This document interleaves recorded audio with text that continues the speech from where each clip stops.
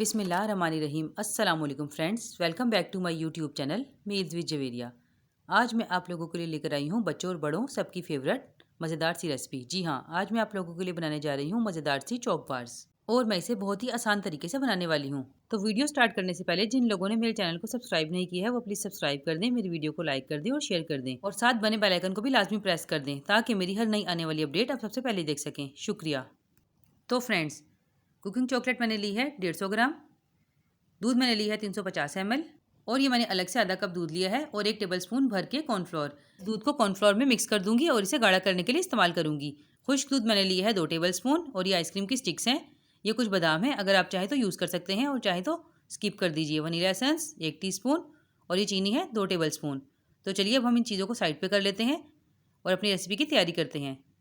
आप लोगों ने रेसिपी को पूरा देखना है क्योंकि इसके बाद आपको कोई और रेसिपी देखने की ज़रूरत नहीं पड़ेगी, क्योंकि इसके बाद आप ये चोको बार्स घर पे बहुत आसानी से तैयार कर सकते हैं और बाजार से भी बहुत बेहतर। तो ये देखिए फ्रेंड्स, मैंने एक कटोरी में दूध ऐड कर दी है और अब मैं इसमें कॉर्नफ्लोर ऐड कर रही हूँ। अब मैं इसे अच्छे तरीके से मिक्स करके इसकी स्लैरी से तैयार कर लूँगी और इसे साइड पर कर लूँगी। तो फ्रेंड्स, ये देखिए मैंने एक पैन ले लिया है और अब मैं इसमें ये 350 ml दूध ऐड कर रही हूँ और दूध जैसे ही हल्का सा गर्म होने लगेगा इस स्टेज पर मैं इसमें ये चीनी ऐड कर दूंगी और इसे भी अच्छे तरीके से मिक्स कर लूँगी जब तक ये बिल्कुल घुल ना जाए। इससे ज़्यादा चीनी आप ऐड मत कीजिएगा क्योंकि हमने इसमें खुश्क दूध भी ऐड करना है और वो भी काफ़ी मीठा होता है। तो ये देखिए फ्रेंड्स, चीनी अच्छे तरीके से मिक्स हो गई है और दूध कैसे उबल रहा है। अब इस स्टेज पर मैं इसमें ये खुश्क दूध ऐड कर दूँगी। गैस को आपने मीडियम टू लो रखना है और स्पैचुला को मुसलसल चलाते जाना है ताकि कहीं ये नीचे लग ना जाए और इसमें बिल्कुल भी लम्स भी ना रहें, क्योंकि अगर इसमें थोड़े से भी लम्स रह गए तो हमारी आइसक्रीम का टेस्ट ख़राब हो जाएगा। तो आपने इस स्टेप को ज़रूर फॉलो करना है। तो ये देखिए फ्रेंड्स, दूध हमारा अच्छे तरीके से मिक्स हो गया है।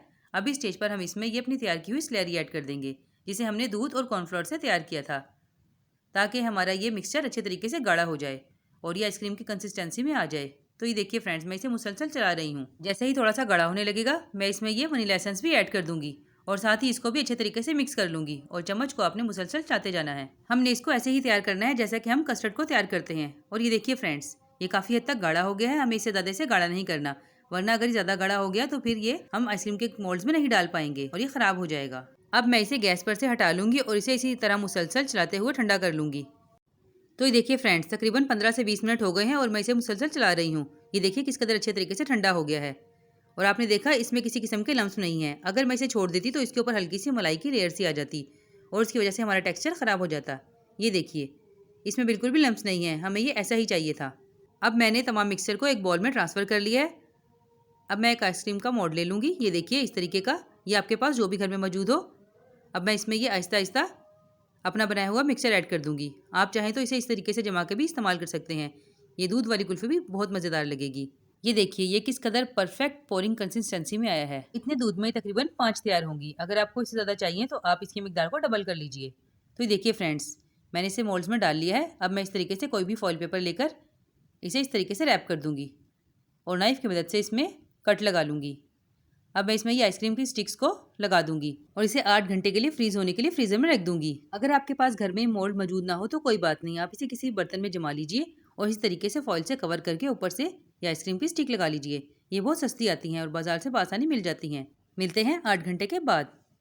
तो फ्रेंड्स, 8 घंटे हो चुके हैं और मैंने आइसक्रीम को भी नहीं निकाला है। ये देखिए मैंने एक पतीली में पानी ले लिया है और इस तरीके से इस पर चॉकलेट रख दी है। अब मैं इसे डबल बॉयलर प्रोसेस के थ्रू अच्छे तरीके से पिघला लूँगी। आप चाहें तो इसे माइक्रोवेव में भी मेल्ट कर सकते हैं। तो ये देखिए फ्रेंड्स, चॉकलेट हमारी पिघल गई है। अब हम इसे थोड़ा सा ठंडा कर लेते हैं। 8 घंटे के बाद ये देखिए हमारी आइसक्रीम्स कितने अच्छे तरीके से बनकर तैयार हो गई हैं। आप चाहें तो इसे एज इट इज़ भी यूज़ कर सकते हैं। मैंने तमाम चॉकलेट को थोड़ा सा ठंडा करके इस तरीके से ग्लास में डाल दिया है। आप भी इसे ग्लास में ही डालिएगा, इससे चॉकलेट लगाना थोड़ी सी आसान हो जाएगी। अब आप इसे लगाकर 2 मिनट के लिए छोड़ दीजिएगा, खुद ब खुद सेट हो जाएगी। तो ये देखिए फ्रेंड्स, मेरी मज़ेदार सी आइसक्रीम बनकर तैयार हो गई है और आप इसकी लुक देखिए, ये कितनी शानदार लग रही है। इसमें थोड़े बहुत क्रैक्स आ गए हैं लेकिन इसका कोई मसला नहीं है। इसका टेस्ट अभी भी बिल्कुल लाजवाब है। मेरे घर में ये बच्चों और बड़ों सबकी बहुत फेवरेट है। अब मैं आपको इसे टेस्ट करके भी बताती हूँ। तो ये देखिए फ्रेंड्स, अंदर से इसकी लुक बिल्कुल शानदार है और बाजार वाली है। उम्मीद करती हूँ आपको मेरी रेसिपी बहुत पसंद आई होगी। अगर पसंद आई है तो प्लीज़ लाइक, शेयर और सब्सक्राइब करना मत भूलिएगा। फिर मिलूंगी आपसे ऐसी ही मज़ेदार रेसिपी के साथ। तब तक के लिए अपना बहुत ख्याल रखिएगा, दुआओं में याद रखिएगा। अल्लाह हाफिज़।